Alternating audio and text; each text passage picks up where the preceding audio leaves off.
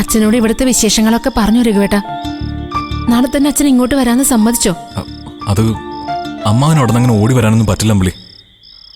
ആ ഗോൾഡ് ലോക്കറി കൊണ്ട് വെക്കാതെ അദ്ദേഹത്തിന് അവിടെ നിന്ന് അനങ്ങാൻ പറ്റില്ല. അങ്ങനെയാണെങ്കിൽ നമുക്ക് അവിടെ പോയി നിൽക്കാം. അച്ഛൻ ഇങ്ങോട്ട് വരട്ടെ.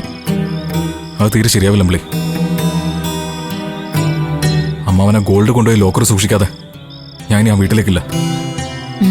അതും ശരിയാ. എന്തിനാ വെറുതെ കള്ളപ്പേര് കേൾക്കുന്നേ?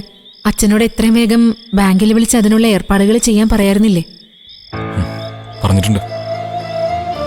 രാവിലെ അമ്മാവൻ മാനേജറിനെ വിളിച്ച് അന്വേഷിക്കാം.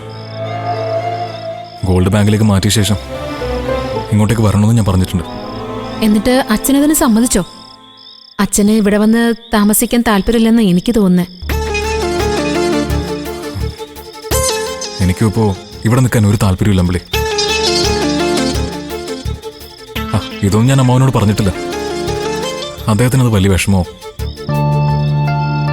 നമ്മളും കൂടെ ഇവിടുന്ന് പോയാ ദയും അഞ്ചാടിയൊക്കെ എങ്ങനെ ഇവിടെ കഴിഞ്ഞുകൂടുന്ന വിചാരിക്കുന്നേ? അനു ചിലപ്പോ സത്യന്റെ കല്യാണത്തോടെ ഇന്ദ്രന്റെ വീട്ടിലേക്ക് തിരിച്ചു പോകും. ഇനി പഞ്ചരത്നത്തിലേക്ക് തിരിച്ചു പോകില്ലെന്ന് പറഞ്ഞവരൊക്കെ വാലും ചുരുട്ടി അങ്ങോട്ടേക്ക് തന്നെ വരേണ്ടി വരും. എനിക്ക് തോന്നുന്നില്ല അമ്പിളി. ചീര് ചിലപ്പോൾ കുഞ്ഞുങ്ങളെ കൊണ്ട് അങ്ങോട്ട് വന്നിരിക്കും. പക്ഷെ ദയും അഞ്ചാടിയും വാശിയോടെ ഇവിടെ പിടിച്ചു നിൽക്കാനാ സാധ്യത. അതൊക്കെ രഘുവേട്ടന്റെ വെറും തോന്നല. രണ്ടിനും നമ്മളോട് യുദ്ധം ചെയ്യാനുള്ള ധൈര്യമേ ഉള്ളൂ. രാത്രിയായ പേടിച്ചു വരച്ച രണ്ടാളും കിടന്നുറങ്ങുന്നേ.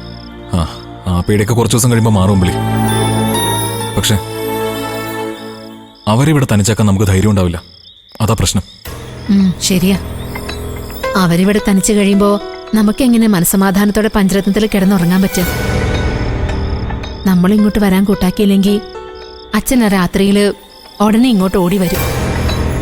പക്ഷെ ഇതൊന്നും അവർക്ക് കാണാൻ കഴിയുന്നില്ലല്ലോ രഘുവേട്ട.